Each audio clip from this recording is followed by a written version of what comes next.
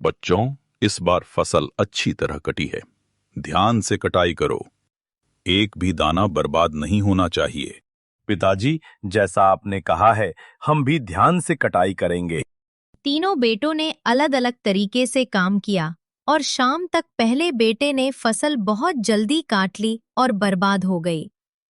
दूसरे बेटे ने काम बहुत धीरे किया और देरी से किया। तीसरे बेटे ने अपने पिता के कहे अनुसार फसल को ध्यान से काटा। शाम को किसान रामलाल फसल का मुआयना किया और अपने तीसरे बेटे को देखकर मुस्कुराते हैं।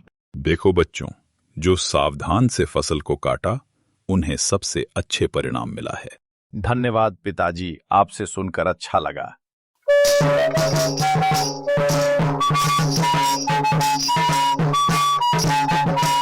एक गांव में एक अनाज व्यापारी था। आधा अनाज चूहों के खाने के लिए काफी था। व्यापारी ने चूहों को दूर रखने के लिए एक बिल्ली पालने का फैसला किया। बिल्ली की वजह से चूहे एक एक करके मर रहे थे।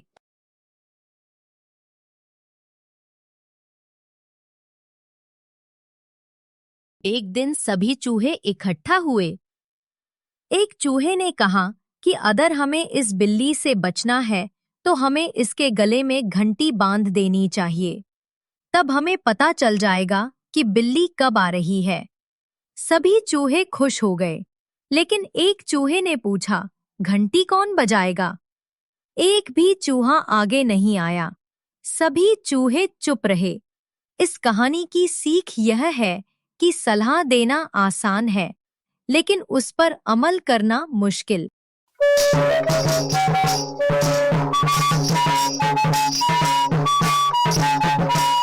एक गांव में रामलाल, अक्षय कुमार और मोहनलाल नाम के 3 दोस्त रहते थे। वे बचपन से ही साथ साथ पले बढ़े थे। रामलाल बहुत मेहनती था, अक्षय कुमार बहुत होशियार था, मोहनलाल बहुत आलसी था। एक दिन वे तीनों जंगल में गए। वहां उन्होंने एक आम का पेड़ देखा। उस पेड़ के नीचे एक पत्थर पर लिखा था, इस पेड़ के फल तुम्हें असली धन दिखाएंगे। तीनों दोस्त उस जादुई आम के पेड़ के फल खाने का फैसला किया। इसी बीच एक बूढ़ा आदमी वहां आया और उनसे बोला, इस जादुई आम के पेड़ के फल खाने से पहले मन शुद्ध होना चाहिए। अगर लालच या स्वार्थ होगा तो ये आम जहरीले हो जाएंगे। रामलाल ने उस जादुई आम के पेड़ से फल तोड़े। तीनों दोस्त घर आ गए। जब मेहनती रामलाल ने आम खाया तो उसके सामने सोने के सिक्के चमक उठे। जब बुद्धिमान अक्षय कुमार ने आम खाया तो उसे पुस्तकों के रूप में ज्ञान प्राप्त हुआ। जब आलसी मोहनलाल ने आम खाया तो वो बीमार पड़ गया। आम जहर में बदल गया। रामलाल ने अपनी कुछ संपत्ति गांव के लोगों में बांट दी। अक्षय कुमार ने अपने ज्ञान से गांव के लोगों को अच्छी सलाह देकर मदद की। मोहनलाल को अपनी गलती का एहसास हुआ और उसने तब से खेत में कड़ी मेहनत करना शुरू कर दिया। इस कहानी की शिक्षा ये है कि अच्छी चीजें हमेशा उन लोगों के साथ होती हैं जो कड़ी मेहनत करते हैं।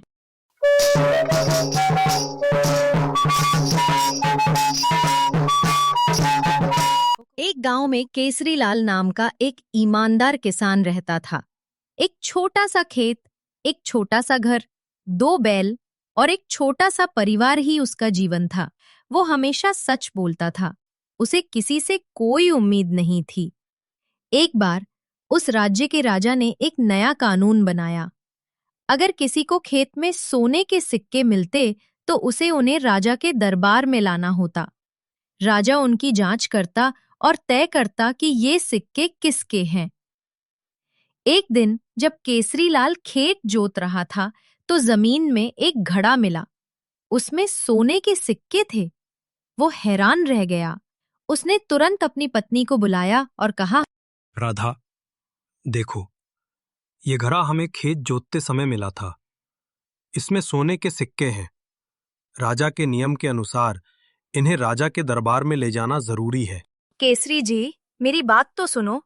तुम्हें तो पता ही है कि जिंदगी कितनी मुश्किल है। इन सिक्कों से हम नया घर बना सकते हैं। ये बच्चों की पढ़ाई में भी काम आएंगे। नहीं राधा, ये सोने के सिक्के हमारे नहीं हैं।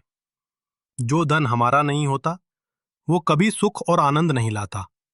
मैं ये सोने के सिक्के राजा के दरबार में ले जाऊंगा। अगले दिन केसरी लाल सोने के सिक्के राजा के दरबार में ले गया। राजा ने उनकी जांच की और पाया कि वे सिक्के उसके खेत के पिछले मालिक के खजाने थे।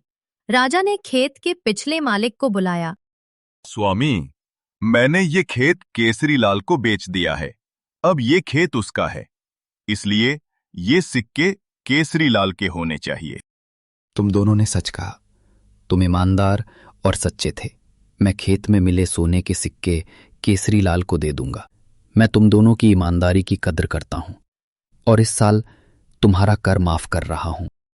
केसरी लाल की सभी गांव वालों ने प्रशंसा की।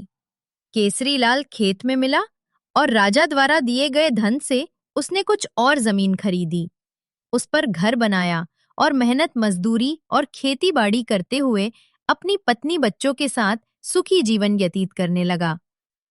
इस कहानी की शिक्षा ये है कि अगर आप सच्चे, ईमानदार और नेक हैं तो सब कुछ अच्छा ही होगा। आपको हमेशा राजाओं और सरकारों का अनुग्रह प्राप्त होगा। अगर आपको हमारा वीडियो पसंद आया हो तो कृपया इसे लाइक करें और सभी के साथ शेयर करें। नए वीडियो अपडेट के लिए हमारे YouTube चैनल को सब्सक्राइब करें। धन्यवाद।